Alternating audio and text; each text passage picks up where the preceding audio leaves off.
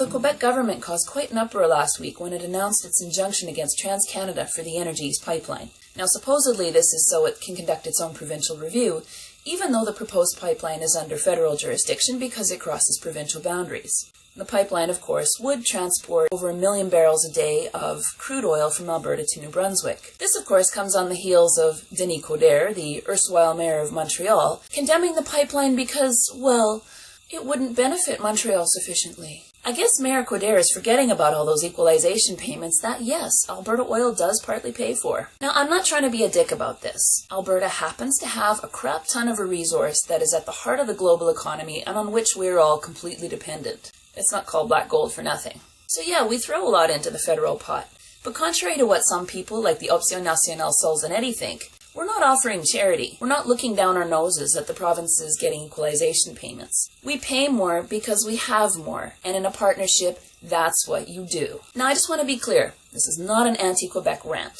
Because, you know, over the years, we've all said some things, we've all done some things, and I'm sure we really, really don't want to go down that road again, do we? The problem is, not just Mayor Coderre, but a lot of Canadians all over the country are too busy thinking about their little piece of turf to worry about the greater good of the country. Because it's like a marriage. Now let's say in this marriage, one partner, A, has a much higher paying job than the other partner, B. And so as a result, A pays more into the joint bank account each month, and they're not a dick about it because that's just what you do. And as a result, both partners can access the joint account and enjoy a similar standard of living. Okay. So far, so good. Well, let's say that A loses their job, and the couple is now completely dependent on B's income. Well, it's not nearly enough. A has to find a job, and quick. But what does B do? Honey, can you give me that? Great, thanks. What's that? You need your car to get to interviews? And if you get a job, you need a car to get to work? Well, I don't care about that. It doesn't benefit me, so tough. If A can no longer bring home the bacon, then guess what? They're both screwed. The thing is, a lot of Canadians seem to think the Albertans are quad-riding, lasso-twirling, steak-eating oil addicts. Pew, pew, pew, pew. I mean, some of that might be true. But I think everyone knows that the writing's on the wall for petroleum. It's a finite resource. And yeah, we need to do something about climate change, and quick. But it's not going to happen overnight. So for all the people out there who think we can do it overnight, here's a little thought experiment for you. Are you ready? As of tomorrow, you can no longer use any petroleum products. And I'm not just talking about gasoline for your hybrid car. I'm talking about anything that has used petroleum at any phase. Let's think about that. Can you heat and light your house and your workplace? Can you get to work? Can you find somewhere to get the food that's no longer going to be trucked into your local grocery store?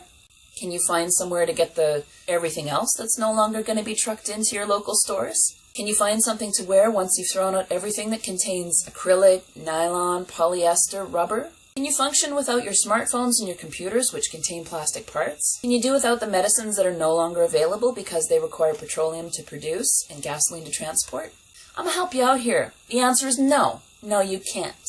Or at least you can't tomorrow or next year. And yet you're suggesting that Alberta do just that and immediately stop producing and selling oil. Well, never mind the 60,000 odd people that lost their jobs in this province last year. And never mind the thousands of people that in the next few months are going to be completely without any source of income once their severance packages run out. Forget about all of that. This also means that Alberta is no longer going to be able to bring home the bacon.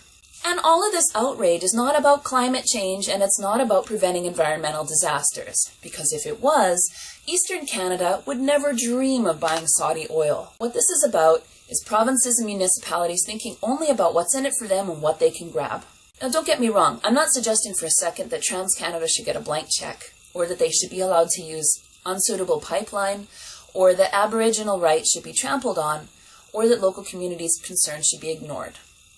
What I'm saying is that this is a team, Canada, and Alberta's doing its damnedest to play its part on that team, and all we're asking is that the rest of Canada work with us instead of against us. I just have one last thing to say. Premier Notley, it was great to hear you talking about coming in with guns blazing when you heard about Quebec's injunction. And as for after that, well, diplomacy and getting all the facts straight are tools that more of our political leaders should use. You kept your guns in the holster because you took Quebec at their word that they're not trying to impose a veto on this project. That, despite the fact that the National Energy Board has jurisdiction over this project, not Quebec, not any other province. And despite the fact that groups in Quebec are trying to change the jurisdiction of this project from federal to provincial.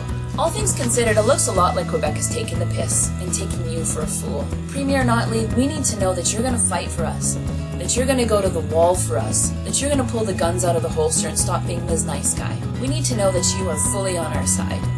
And I say this not out of selfish provincial interest, but out of concern for the good of Canada.